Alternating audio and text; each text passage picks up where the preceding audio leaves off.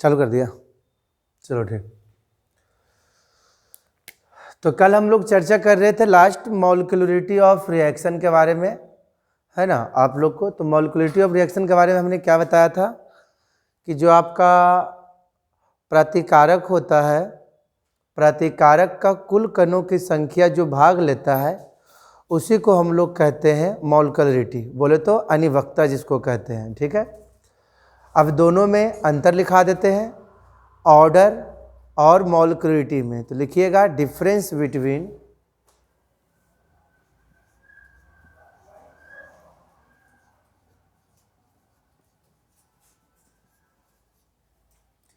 Order and molecularity.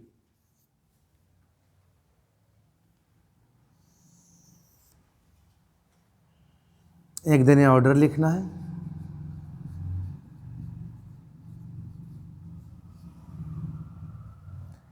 और एक side लिखना है मॉलिक्यूलरिटी।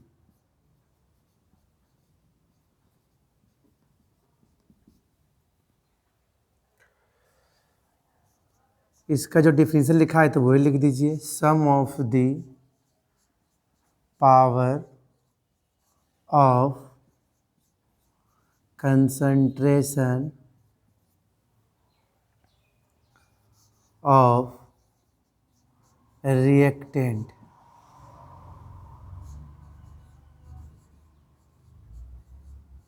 प्रतिकारक के सांद्रण के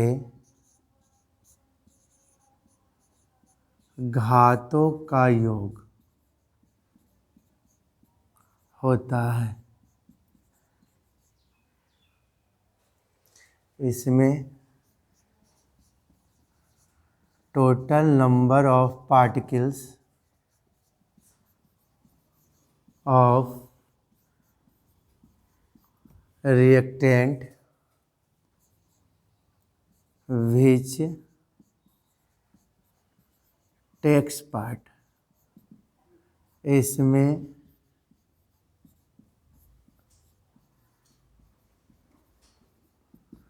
प्रतिकारक के कुल कणों या अणुओं भी बोल सकते हैं, कुल कणों की संख्या भाग लेता है।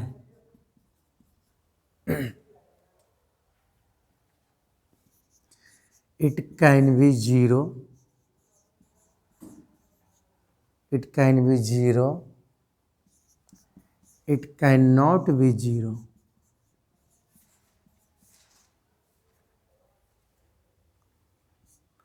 यह शून्य हो सकता है या काले पेजा पलट रहा तुम जी, यह शून्य नहीं हो सकता है।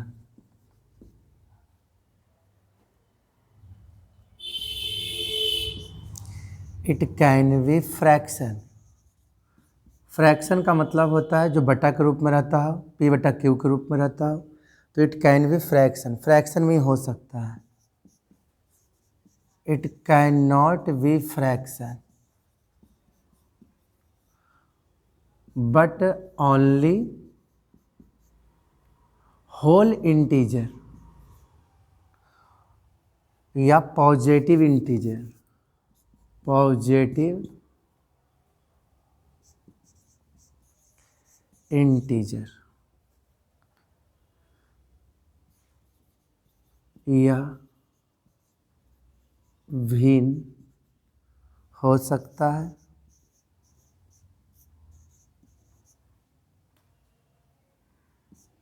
यह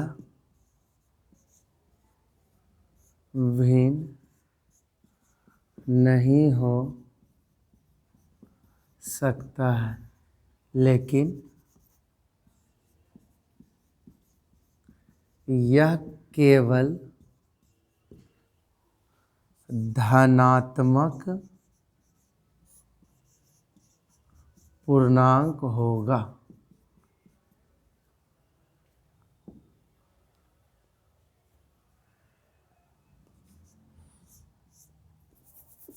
It can be, yeah, it is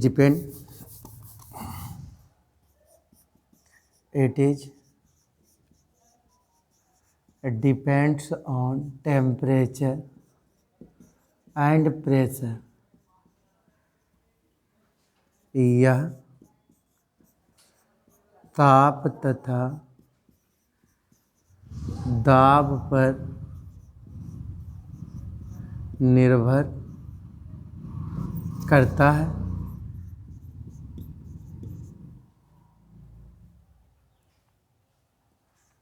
It is not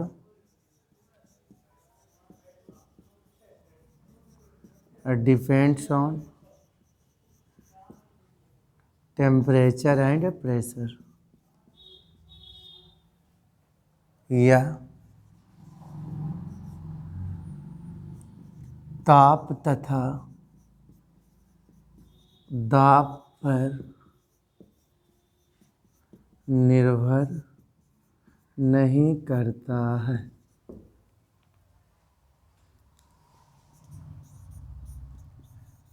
It is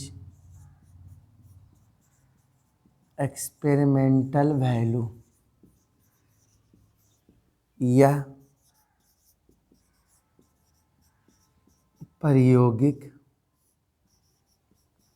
मान देता है या रखता है।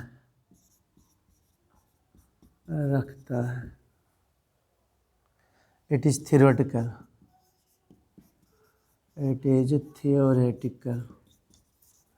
value। यह अनुमानित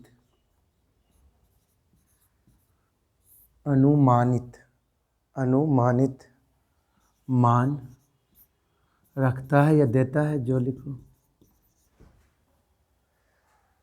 देखिए, कोटि के बारे में हम लोग पढ़े थे कि कोटि अभिक्रिया किसे कहते हैं। तो जैसे मान लेते हैं, एक छोटा सा एग्जाम्पल के रूप में आप देख लीजिए, ठीक है। जैसे मान लेते हैं मेरे को दे दिया है A + 2B प्रोडक्ट P। अब इसका पूछेंगे R बराबर वेग समीकरण, तो A कंसंट्रेशन A, B पर पावर 2। तो इधर वाला को हम लोग प्रतिकारक कहते हैं, जिसको आप लोग रिएक्टेंट कहते हो इंग्लिश वाले। तो क्या कहता है कि यहाँ देखना, जो प्रतिकारक है उसका जो कंसंट्रेशन होता है, सांद्रता है या सांद्रण है, उनके घातों को क्या करना है, जोड़ देना है, सम कर देना है, जोड़ देना है, योग कर देना है। तो 1 और 2 कितना आ जाएगा, 3 आ जाएगा। लेकिन इसमें क्या होगा, मॉलिक्यूलरिटी में क्या होगा कि देखिए कि इसमें कितना कण भाग लिया है। तो देखिए इसमें 2 कण यहाँ भाग लिया है, 1 कण यहाँ भाग लिया है। तो प्रतिकारक में भाग लेने वाले कणों की संख्या, प्रतिकारक में भाग लेने वाले कणों की संख्या कहलाता है अनिवक्ता, मॉलिक्यूलरिटी। और घातांकों का योग कर देंगे तो वो निकल जाएगा ऑर्डर। ये जो बंदा है ऑर्डर है, वो 0 हो सकता है, लेकिन ये बंदा 0 नहीं हो सकता है। ये बंदा फ्रैक्शन के रूप में भी आ सकता है, बटा के रूप में भी आ सकता है, लेकिन ये बंदा फ्रैक्शन के रूप में नहीं आ सकता। जब भी आएगा तो कोई पूर्ण संख्या, 1 2 3 4 डॉट डॉट डॉट डॉट। यह जो होगा निर्भर करेगा ताप पर और प्रेशर पर, मतलब ताप और दाब पर, लेकिन ये निर्भर नहीं करेगा। ये जो वैल्यू देती है वो प्रायोगिक देता है, एक्सपेरिमेंटल देता है, और ये जो देता है अनुमानित, बोले तो थ्योरेटिकल। उतार लीजिए, 5 सेकेंड के बाद लिख कर देना। आइए अब एक छोटा सा है और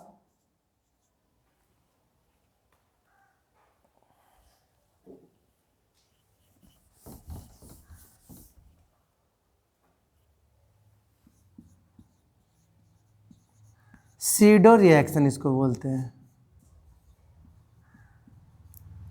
छद्म अभिक्रिया बोलते हैं इसको। सीडो मतलब ऐसे झूठा होता है, झूठा का मतलब दिखाएगा कुछ, करेगा कुछ और। जैसे देखिए, आपको हम बताते हैं डिफिनीशन लिखने से पहले, या फिर लिख लीजिए डिफिनीशन ही पहले।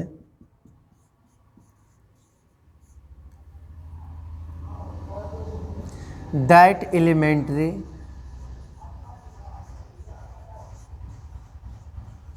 reaction in which order and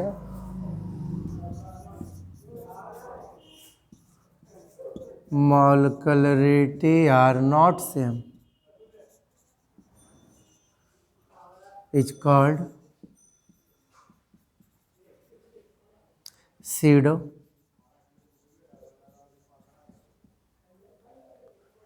जैसे एक सीडो फोर्स होता है। अभी हमारा दीवार है, ऐसे दीवार में हम जितना बल लगाएं, बल तो बहुत लगा रहे हैं इसमें, लेकिन क्या ये दीवार घसक रहा है? नहीं घसक रहा है। तो ये जो फोर्स हमारा होगा है ना, सीडो फोर्स होगा। कैसा फोर्स होगा? सीडो। तो इधर सीडो आदमी है, झूठा आदमी है। जैसे रिएक्शन देख लीजिए, C12H22O11, इधर मिलेगा जल के साथ तो C12 C6H12O6 C6H12O6। तो देखिए क्या होगा, इनका R लिखे कहेंगे तो R बराबर के कंसंट्रेशन चीनी का लिख दीजिए C12H22O11, उसके बाद जल का कर दीजिए। तो नोट में याद रखना, जो जल का कंसंट्रेशन होता है, जल का जो सांद्रण होता है वो 1 होता है। जल का सांद्रण कितना होता है? 1। तब बताओ जल का सांद्रण 1 कब होगा? जब इसके कंसंट्रेशन पर पावर क्या होगा? 0 होगा। 0, कोई भी संख्या पावर 0 है तभी ना उसका मान 1 होता है। तो यहाँ पर कंसंट्रेशन क्या हो जाएगा? पावर क्या हो जाएगा? 0। तो देखिए ऑर्डर पूछेंगे इसका, तो ऑर्डर जुट जाता है, तब 1 + 0 करेंगे तब 1, और ऑर्डर का मतलब कोटि होता है। और मॉलिक्यूलरिटी आपसे पूछे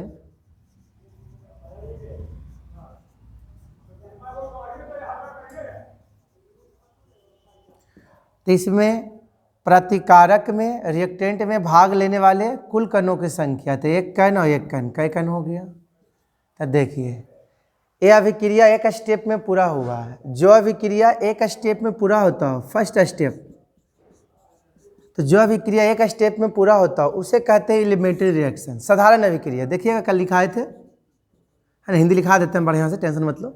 तो साधारण अभिक्रिया होना चाहिए, और साधारण अभिक्रिया में ऑर्डर और कोटि का मान, ऑर्डर और मॉलिक्यूलरिटी मतलब कोटि और अनिवक्ता का मान समान नहीं होना चाहिए। ऐसे साधारण अभिक्रिया में क्या होता है, दोनों का मान समान होता है। अगर एक ही है तो एक ही है, दो ही है तो दो ही है।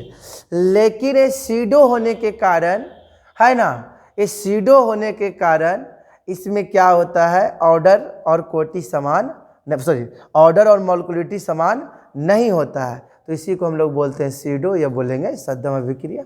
हिंदी लिखा देते हैं, लिख लीजिएगा। वैसा साधारण अभिक्रिया जिसमें कोटि तथा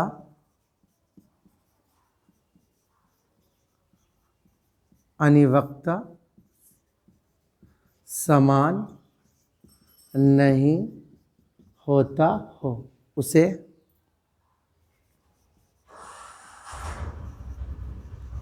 छद्म अभिक्रिया कहते हैं। चलिए उतार लीजिए।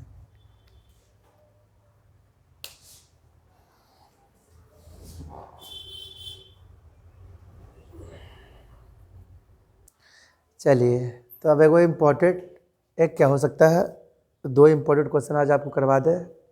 लॉन्ग क्वेश्चन जिसको बढ़िया से ध्यान दीजिएगा आप लोग।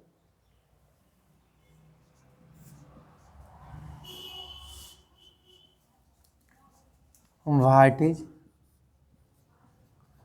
Zero order reaction integrated rate expression for zero order. कहता है क्या, शून्य कोटि क्या है?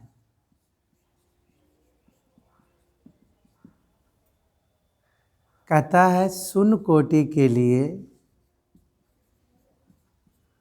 शून्य कोटि के लिए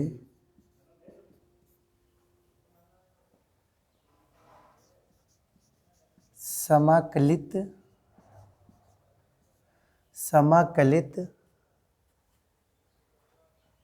वेग व्यंजक प्राप्त करें। ये आपका सवाल हो गया। शून्य कोटि अभिक्रिया से आप क्या समझते हैं, और इनके लिए इंटीग्रेटेड समाकलित व्यंजक निकालना है जीरो ऑर्डर के लिए। तो पहले शून्य कोटि किसे कहते हैं पहले वो जान लीजिए आप लोग। तो लिखेंगे जीरो ऑर्डर, लिख के अंडरलाइन करेंगे।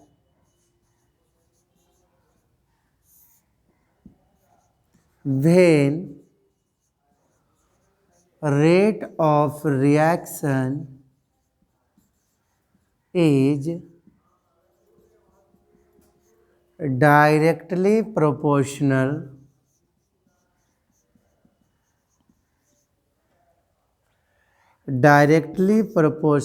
to zero concentration, zero power of concentration, zero power of concentration of reactant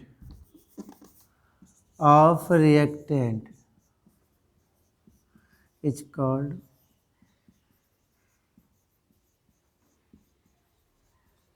zero order. कहता है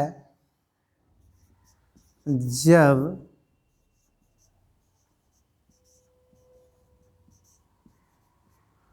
अभिक्रिया की दर, जिसको डिनोट करते हैं R से, प्रतिकारक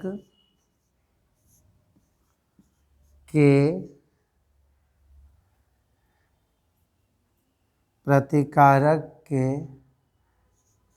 सांद्रण या सांद्रता भी कह सकते हैं, प्रतिकारक के सांद्रण के शून्य घात के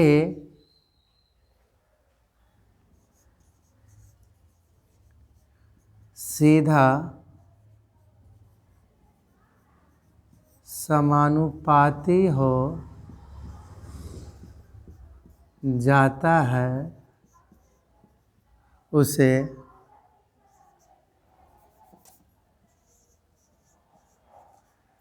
शून्य कोटि अभिक्रिया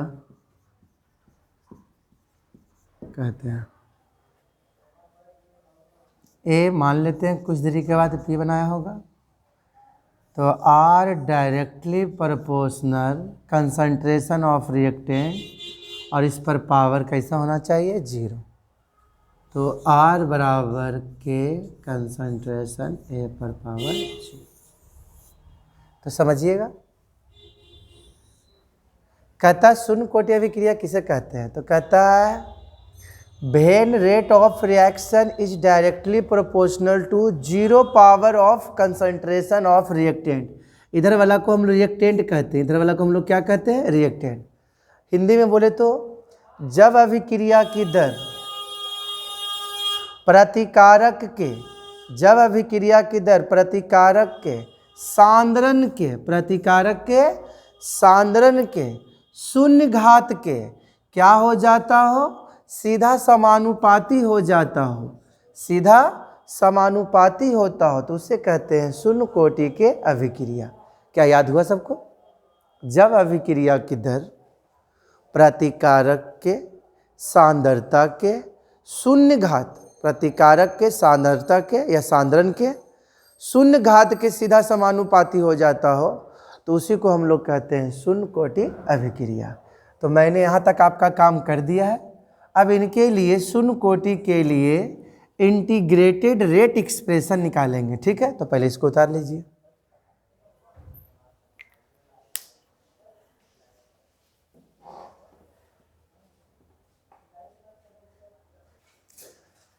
अब इनके लिए हम लोग क्या कर रहे हैं, समाकलित फॉर्मूला निकालने जा रहे हैं। तो देखिएगा, जो बातें बोलें उन पर ज़्यादा ध्यान दीजिएगा, और कुछ है ही नहीं। आइए हम लोग निकालने जा रहे हैं व्यंजक।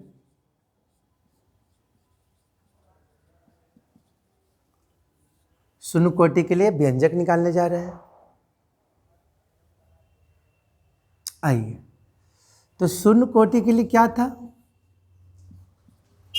आर डायरेक्टली प्रोपोर्शनल कंसंट्रेशन ए पर पावर क्या था, 0। शून्य कोटि अभिक्रिया किसे कहते हैं, अभी बताया। जब अभिक्रिया की दर प्रतिकारक के सांद्रता, बोले तो कंसंट्रेशन के शून्य घात के क्या होता हो, सीधा समानुपाती। अब इनको हटाएंगे तो कांस्टेंट आएगा के 0। इनको क्या करेंगे, आर बराबर क्या कर देंगे, के, क्योंकि कोई भी संख्या पावर 0 तो उसका मान क्या होता है, 1। आर बराबर क्या होता है, डी सी, सी बोले तो कंसंट्रेशन। तो कंसंट्रेशन मेरे को रिएक्टेंट के लेना है कि प्रोडक्ट का। तो हमने बोला था कि बेक समीकरण में हमको प्रोडक्ट से, प्रतिकारक प्रतिफल से कोई मतलब नहीं रखना है, सिर्फ प्रतिकारक से मतलब रखना है। तो आर बराबर क्या होता है फार्मूला हम लोग का, डी सी बटा डी टी। तो देख रहे रिएक्टेंट, तो रिएक्टेंट में क्या बताए थे चिन्ह, निगेटिव होता है, तो निगेटिव ले लिए। डी हो गया कंसंट्रेशन, किसका कंसंट्रेशन जाएगा, ए का, और वाई डी टी। क्या करिए, इनको इस तरह से रहने दीजिए, छोड़ दीजिए, और इनको उधर भेज दीजिए, माइनस उधर भेज दीजिए, तो माइनस के इंटू क्या हो जाएगा, डी टी। यहाँ तक तो उम्मीद करते हैं दिक्कत नहीं होगा।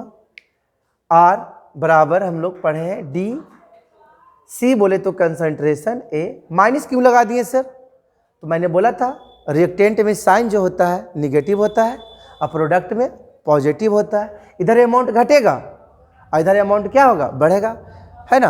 आप प्रीवियस वाला कॉपी देखिएगा, ठीक है, पता चल जाएगा। शुरू से कॉपी देखिएगा, पढ़ते होंगे तब। अब यहाँ पर क्या करिए, लिखेंगे टेकिंग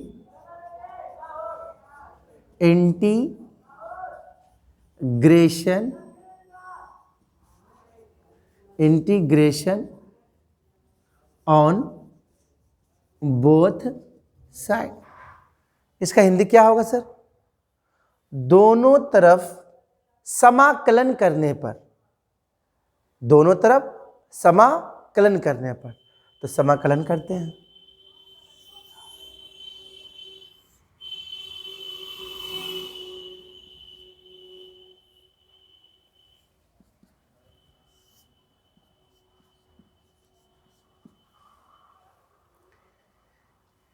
इसको रह देते हैं, एक स्टेप रह देते हैं।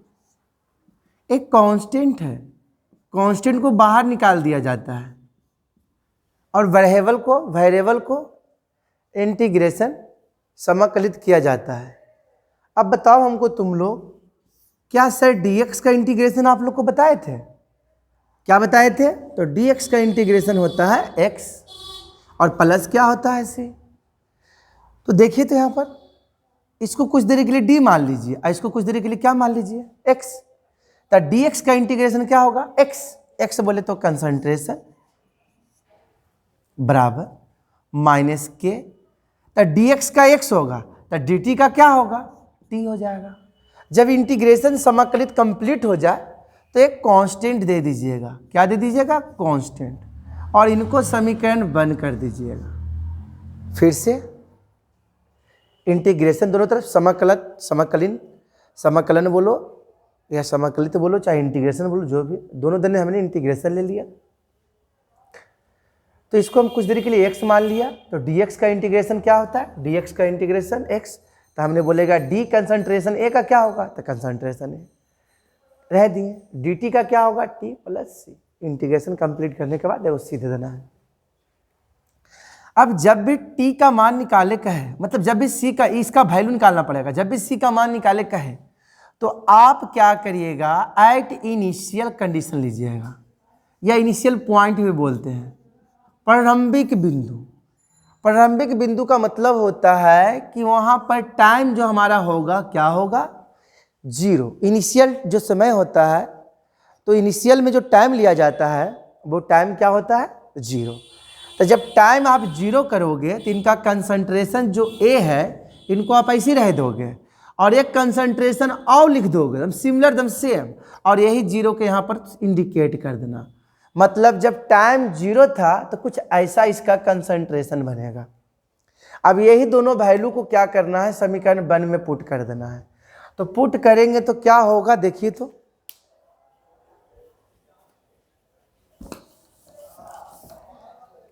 समीकरण को इसमें हम पुट करेंगे तो क्या होगा? ये फर्स्ट है, या सेकेंड और थर्ड। तो लिखेंगे पुटिंग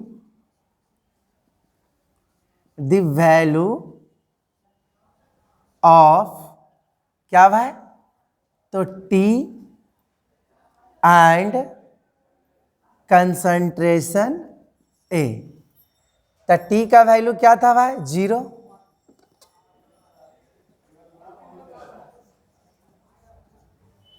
तो पुट कर देते हैं तो क्या होगा? समीकरण 1 में पुटिंग द वैल्यू ऑफ इतना इतना इन इक्वेशन 1 में, तो क्या होगा? देखो तो कंसंट्रेशन ये तो आपके पास पहले से था, तो उस कंसंट्रेशन ए के जगह पर क्या करिए? उस कंसंट्रेशन ए के जगह पर क्या कर दीजिए आप? इसके जगह पर आप डाल दीजिए इसको। टी का मान जीरो करिएगा, टी का मान जीरो करिएगा, टाइम जीरो लीजिएगा, तो ये क्या हो जाएगा? जीरो हो जाएगा। तो रिजल्ट क्या आएगा हमारा? सी बराबर आ जाएगा कंसंट्रेशन ए जीरो। अब इसको क्या करिए? यही सी का मान समीकरण 1 में पुट कर दीजिए। तो समीकरण 1 में पुट करेंगे तो रिजल्ट फाइनल क्या होगा? देखिए, putting the value of C in equation 1, तो क्या होगा? देखो तो हमारा इक्वेशन 1 क्या था? कंसंट्रेशन ए था, माइनस के टी था और प्लस सी था। तो सी की जगह पर इसको धर देते हैं। क्या करते हैं? इसको इधर ले आते हैं और उसको उधर भेज देते हैं। तो क्या होगा? के टी बराबर माइनस से प्लस, प्लस से माइनस, तो क्या हो जाएगा? माइनस। तो या तो टी निकाल लीजिए या तो के निकालिए, जो इच्छा है आपका अनुसार निकाल दीजिए।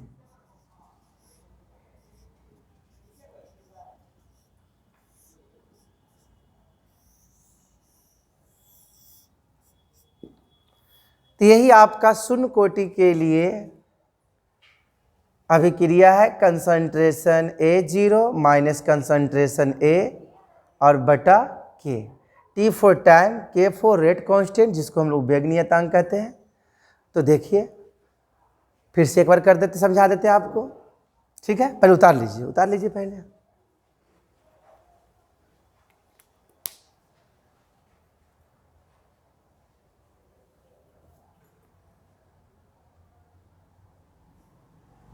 देखिए फिर समझा देते हैं, उतार लिए होंगे आप लोग। देखिए क्या करना है, फिर से हम शुरू से चलते हैं, ठीक है?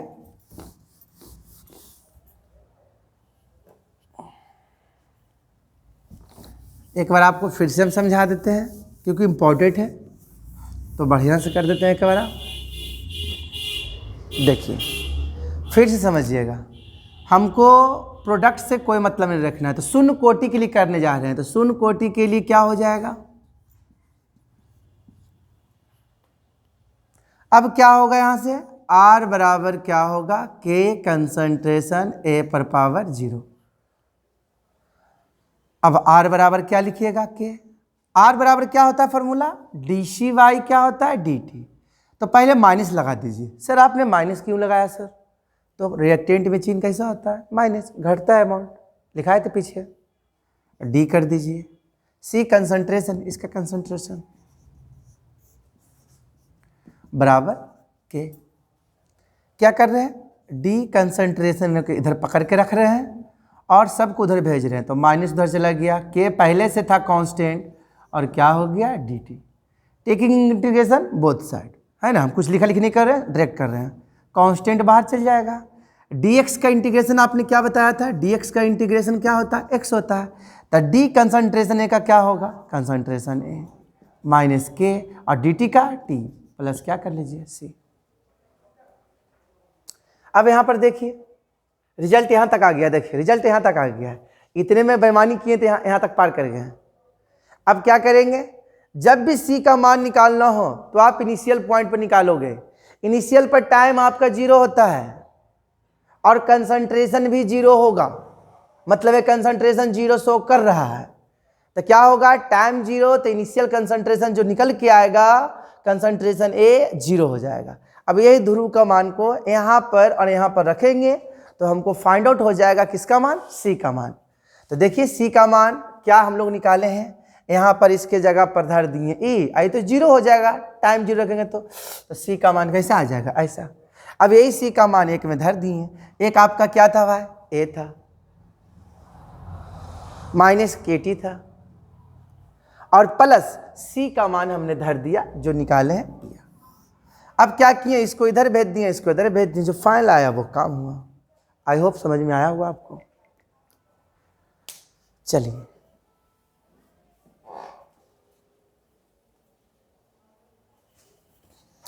एक ऑब्जेक्टिव में इसी 0 ऑर्डर को क्या करता है, ऐसे नोट में लिखा देते हैं थोड़ा, है ना। तो 0 ऑर्डर के लिए तो फॉर्मूला टाइम के लिए तो बन ही गया है ना, लेकिन कभी कभी थोड़ा ऑब्जेक्टिव में दिमाग लगाते रहता है, तो दिमाग आप भी लगा सकते हैं, कैसे देख लीजिए। R डायरेक्टली नोट के रूप में इसको काम करना, ठीक है ना। कंसंट्रेशन ए पर पावर 0, तो R बराबर डायरेक्ट हम क्या कर रहे हैं, ठीक है, स्टेप बेईमानी कर रहे हैं। अब इसका जो कंसंट्रेशन है उसको x मान लिया है, क्या मान लिया x, मतलब dx बटा क्या कर दिया है dt बराबर k। अब इसको इधर भेज दो तो dx बराबर क्या हो जाएगा k dt, इंटीग्रेशन कर लो, कांस्टेंट बाहर हो जाएगा x